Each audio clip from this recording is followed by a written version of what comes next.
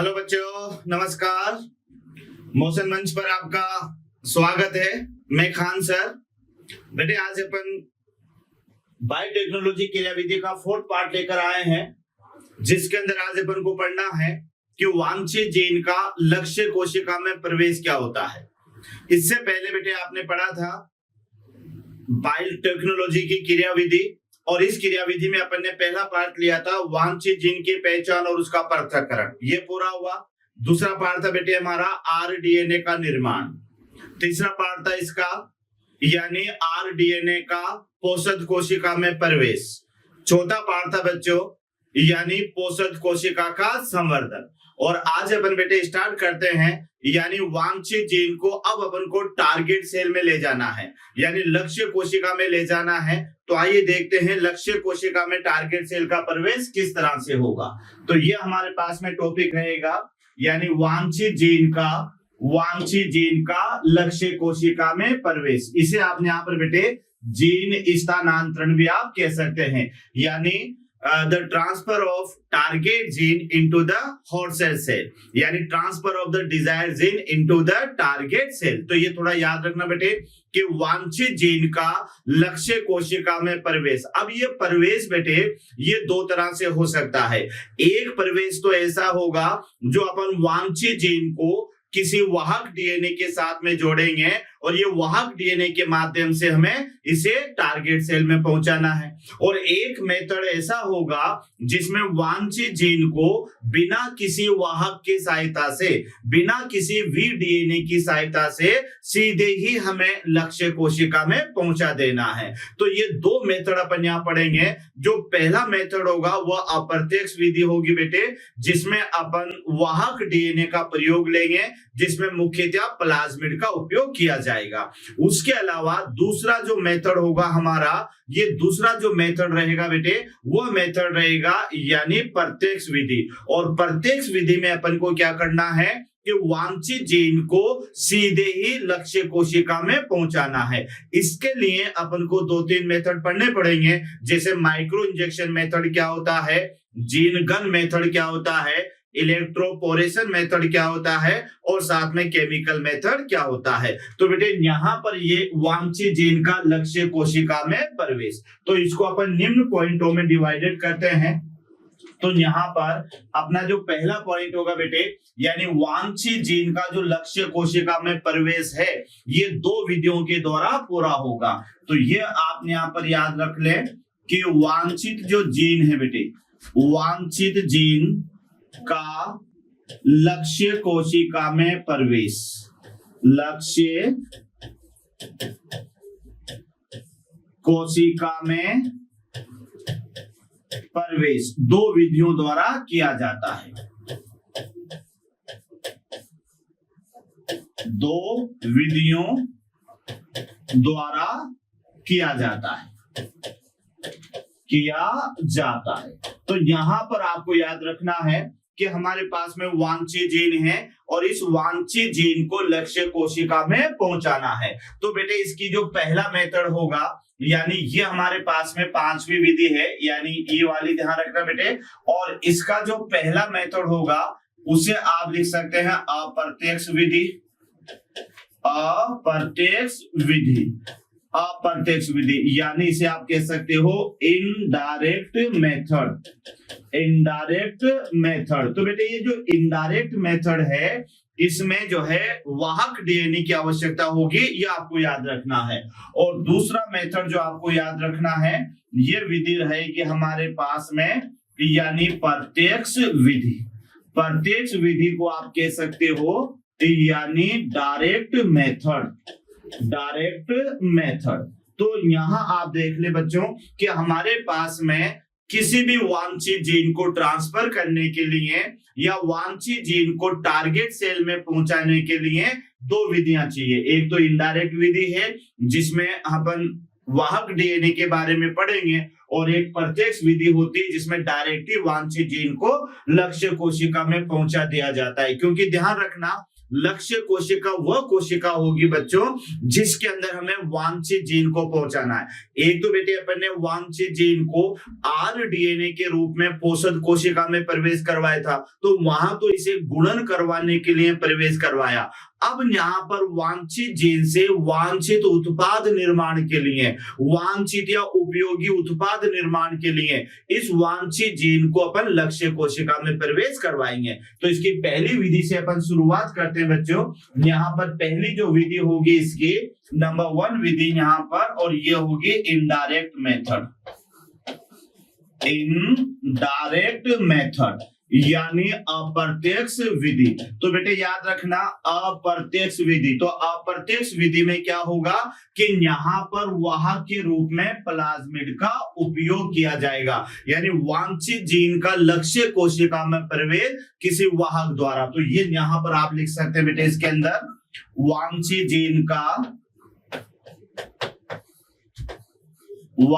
Gene का लक्ष्य कोशिका में प्रवेश, लक्ष्य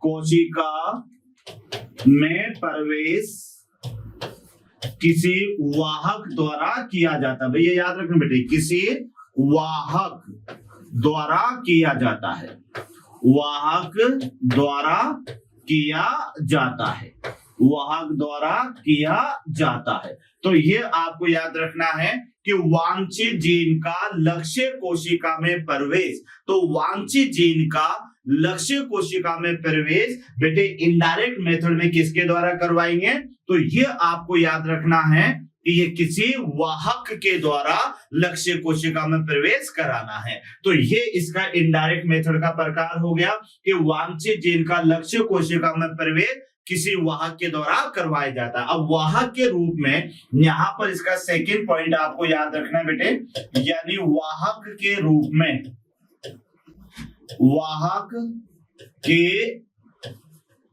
रूप में मुख्यतया, ये भी आपको पता होगा, मुख्यतया प्लाज्मिड, याद रखना बेटे, मुख्यतया प्लाज्मिड का उपयोग किया जाता है, प्लाज्मिड का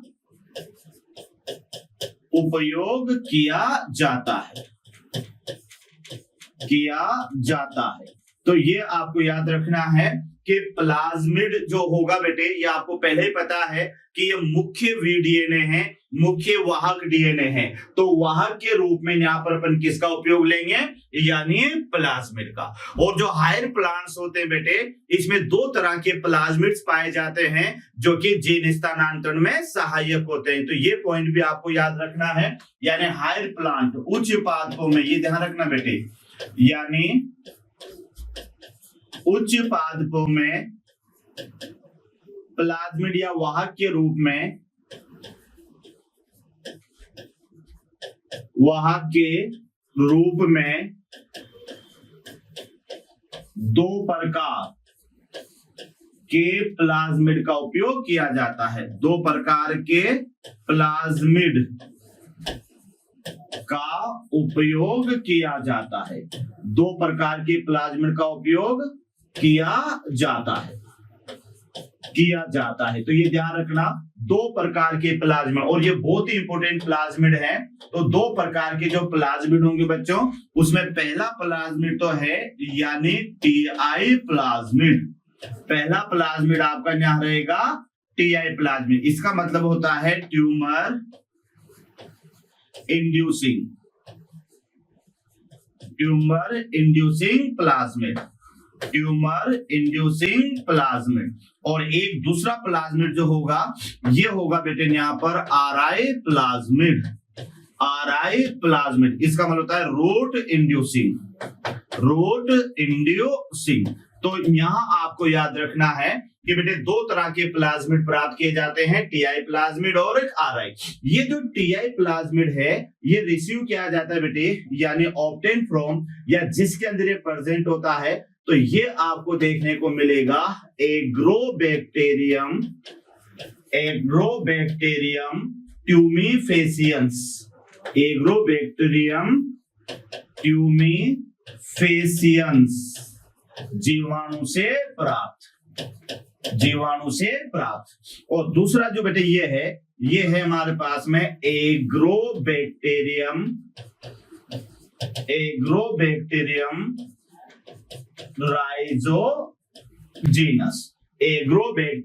राइजोजीनस। तो यहां आपको दोनों याद रखना है कि टीआई प्लाज्मिड जो है ये एग्रोबैक्टीरियम ट्यूमिफेसिएंस से प्राप्त किया जाता है, और एक आरआई प्लाज्मिड होता है बेटे जो एग्रोबैक्टीरियम राइजोजीनस से प्राप्त किया जाता है। तो वापस याद करो बच्चों कि यहां पर हमें उच्च पादपों में वाहक के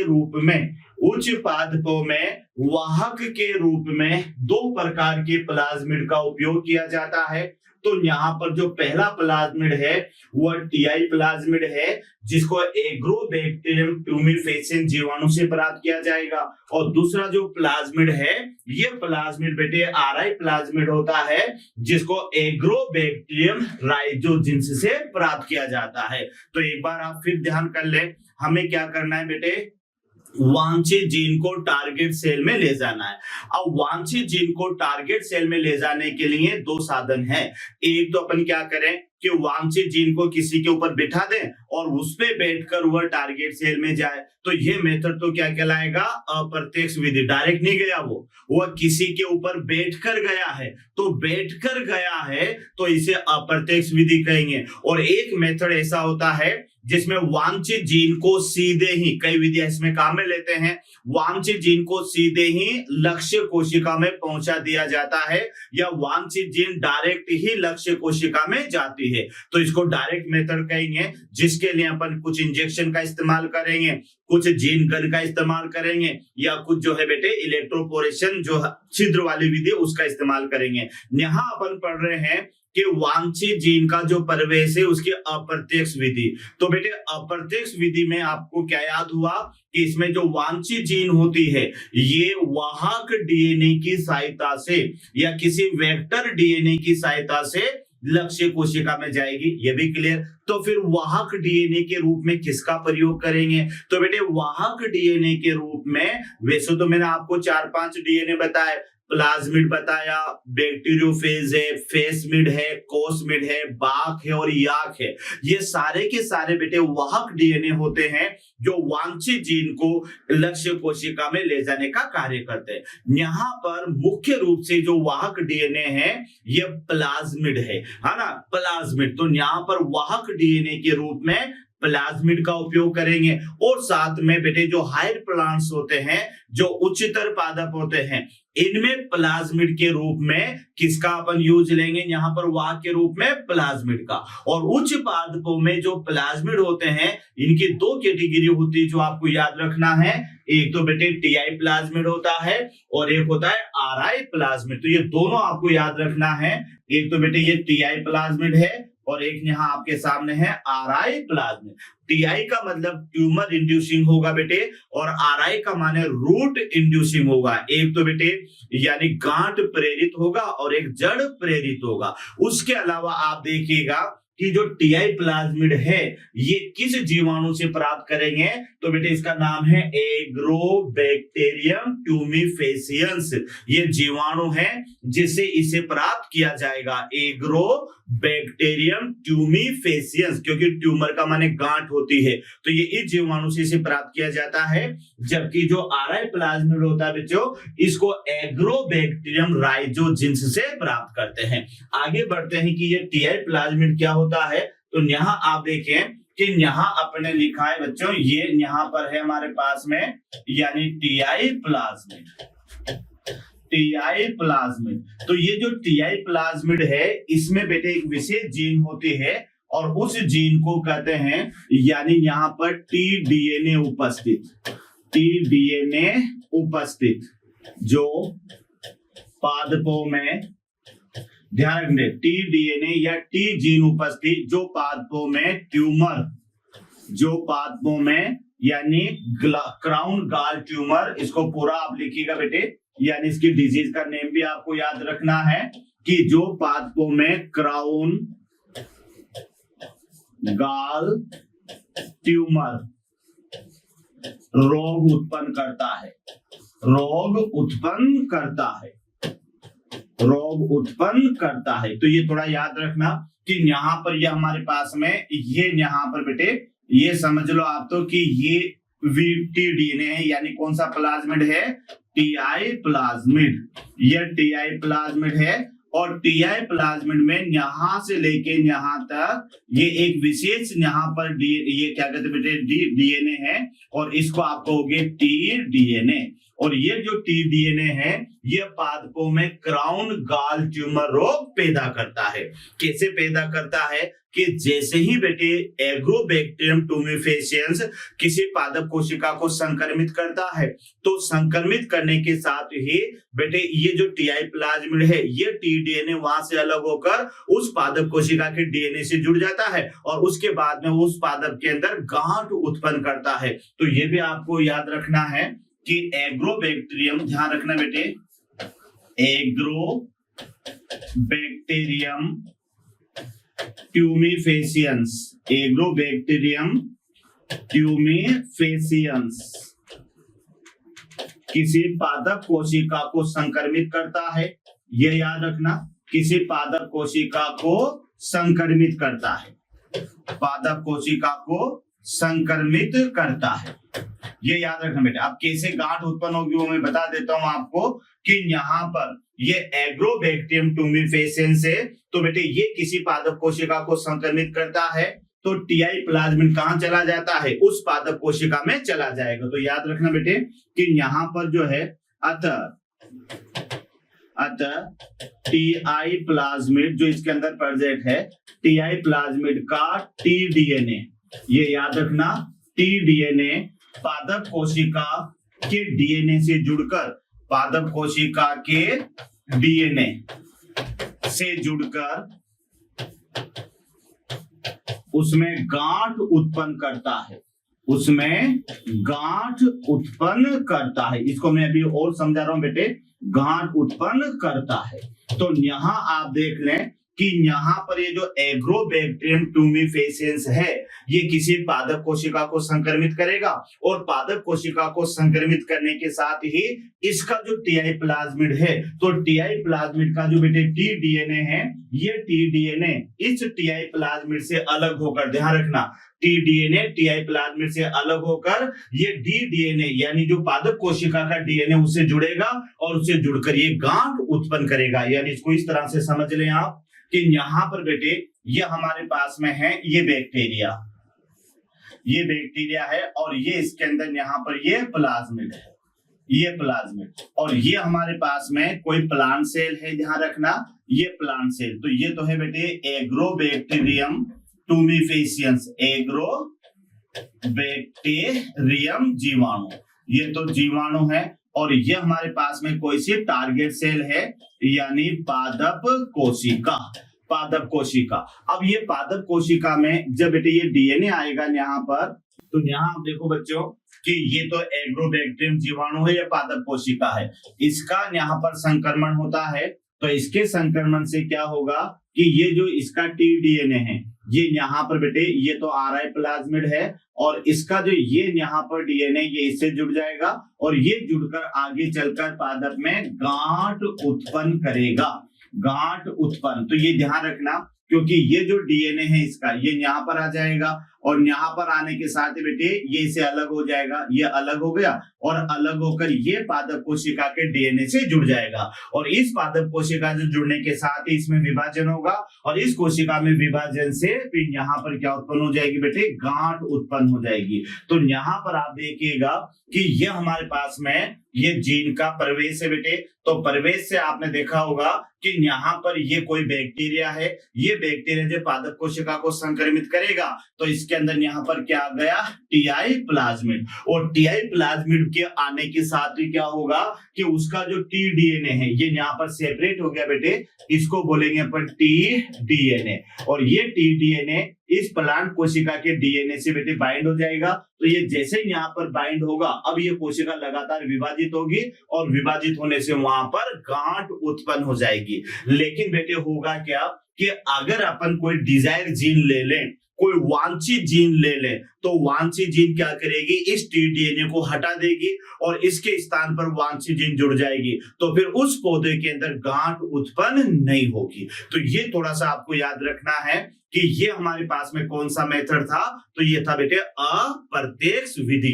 तो अप्रत्यक्ष विधि में आपको याद रखना है कि वांछित जीन का जो बेटे एक कोशिका से या वांछित जीन का लक्ष्य कोशिका में जो प्रवेश है वह किसी वाहक के द्वारा होता है, और वाहक के रूप में हमने यहाँ पर प्लाज्मिड का उपयोग किया। और बेटे ये जो प्लाज्मिड है ये उच्चतर पादपों में ये दो प्रकार का होता है, एक तो टीआई प्लाज्मिड और एक आरआई प्लाज्मिड। ये जो टीआई प्लाज्मिड है ये एग्रोबैक्टीरियम ट्यूमिफेसियन जीवाणु से प्राप्त होता है, और जो बेटे आरआई प्लाज्मिड है ये जो है क्या कहते हैं, एग्रोबैक्टीरियम राइजोजीनस से प्राप्त होता है। बेटे टीआई प्लाज्मिड जो है इसके अंदर टीडीएनए प्रेजेंट होता है, याद रखना टीडीएनए, और ये टीडीएनए पादपों में क्राउन गाल ट्यूमर रोग पैदा करता है। कैसे करता है वो यहाँ पर आप देख लो कि बेटे ये एग्रोबैक्टीरियम जीवाणु हैं, ये एग्रोबैक्टीरियम जीवाणु, ये ध्यान रखना बेटे, ये एग्रोबैक्टीरियम जीवाणु है जिसको आप याद रख सकते हैं, यानी इस जीवाणु का नाम है एग्रोबैक्टीरियम, एग्रोबैक्टीरियम जीवाणु। तो यहां आप देखें ये जीवाणु मान लें आप, ये बैक्टीरिया, बैक्टीरिया, और बेटे ये कौन सी कोशिका है, ये पादप कोशिका है। तो ये जो बैक्टीरिया है इसके अंदर यहाँ पर प्रेजेंट है बेटे टीआई प्लाज्मिड, इस बैक्टीरिया के अंदर प्रेजेंट है टीआई प्लाज्मिड। अब ये बैक्टीरिया जब ये यहाँ पर संक्रमण हो गया बेटे इसका, और ये बैक्टीरिया इस टारगेट सेल में आ जाता है, टारगेट सेल में आते ही इसका जो टीआई प्लाज्मिड है वहां से टीडीएनए पृथक होता है, और ये टीडीएनए पृथक होकर पादप कोशिका के डीएनए से जुड़ जाता है। अब उस पादप कोशिका के डीएनए से जुड़ गया तो बेटे अब वो कोशिका जब लगातार विभाजित होगी तो फिर चूंकि टीडीएनए क्या करता है, गांठ उत्पन्न को प्रेरित करता है, तो फिर जहां जिस कोशिका में ये जाएगा उस कोशिका में जब मल्टीपल विभाजन होंगे तो बेटे वहां पर पादपों में गांठ उत्पन्न हो जाएगी। तो देखा होगा आपने कि बड़े बड़े पौधों में कई जगह पर मोटी मोटी गांठें उत्पन्न हो जाती है, तो बेटे वह इस प्लाज्मिड के कारण होती है। दूसरा प्लाज्मिड जो आपको याद है वो आरआई प्लाज्मिड है जो रीट इंड्यूसिंग को प्रेरित करता है। तो इस तरह से ये पहला मेथड तो हमारा पूरा होता है, और ये मेथड था बेटे लक्ष्य कोशिका में वांछित जीन का प्रवेश। अब ये भी पहली विधि तो अपने याद होगी बेटे, कौन सी विधि थी, पहली विधि, यानी पहली विधि आपके सामने थी, पहली विधि अप्रत्यक्ष विधि। दूसरी विधि यहाँ पर अपन लेते हैं तो ये विधि है प्रत्यक्ष विधि, प्रत्यक्ष विधि। दूसरा में जो मेथड है ये मेथड है बेटे प्रत्यक्ष यानी डायरेक्ट मेथड। तो ये तो आपको पता है, जैसे मैंने आपसे कहा था कि डायरेक्ट मेथड में क्या होगा, वांछित जीन जो है बच्चों वह सीधी ही लक्ष्य कोशिका में पहुंचाती जाती है। तो यहाँ आपको याद रखना है कि इसमें प्रत्यक्ष विधि में बेटे ध्यान रखना, वांछित जीन को निम्न विधियों द्वारा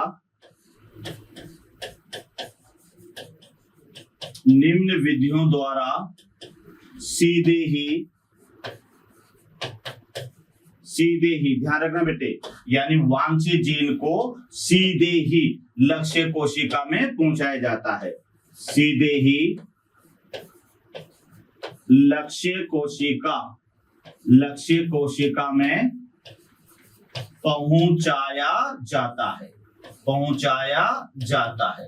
तो ये याद रखना भाई, इसमें प्रत्यक्ष विधि में सिर्फ आपको ये ध्यान रखना है कि जो वांछित जीन है उसको किसी की मदद की आवश्यकता नहीं होती। ये जो वांछित जीन है बच्चों ये सीधे ही जो है, अभी विधियां बताऊंगा मैं, निम्न विधियों के माध्यम से सीधे ही टारगेट सेल में पहुंचाती जाती है। इसके लिए आप पहली विधि का जो प्रयोग करेंगे, इस पहली विधि का नाम होगा माइक्रो इंजेक्शन, यानी पहली विधि का नाम है माइक्रो इंजेक्शन, यानी बेटे इसको कहोगे सूक्ष्म इंजेक्शन। तो सूक्ष्म इंजेक्शन में क्या होगा कि वांछित जीन को, यानी यहां पर आप देखिएगा कि सूक्ष्म इंजेक्शन में क्या किया जाएगा, तो बेटे इसमें यहां पर ये वांछित जीन है और वांछित जीन को किसी इंजेक्शन में भरकर, ये कोई इंजेक्शन है और इंजेक्शन में भरकर इसे इसके अंदर यहां पर पहुंचा दिया जाएगा। तो याद रखना, माइक्रो इंजेक्शन का मतलब ये है कि वांछित जीन को किसी इंजेक्शन में भरकर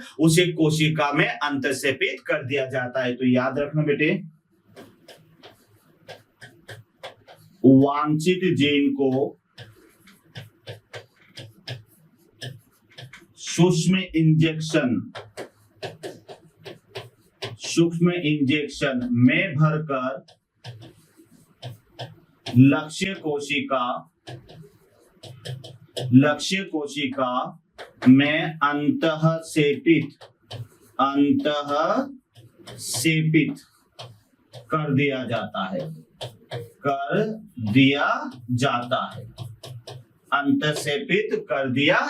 है। तो ये विधि तो आपको याद रखना है, माइक्रो इंजेक्शन मेथड। तो बेटे माइक्रो इंजेक्शन मेथड का मतलब ये है कि जो वांछित जीन है इसे जो है किसी सूक्ष्म इंजेक्शन पे, ऐसे नहीं होंगे बेटे बड़े बड़े इंजेक्शन, छोटे छोटे माइक्रो लेवल के होंगे, उनके अंदर लक्ष्य जीन को भरा जाएगा और भरने के साथ ही उन्हें कोशिका में लगा दिया जाएगा। तो वांछित जीन सीधे किसमें चली गई? टारगेट सेल में।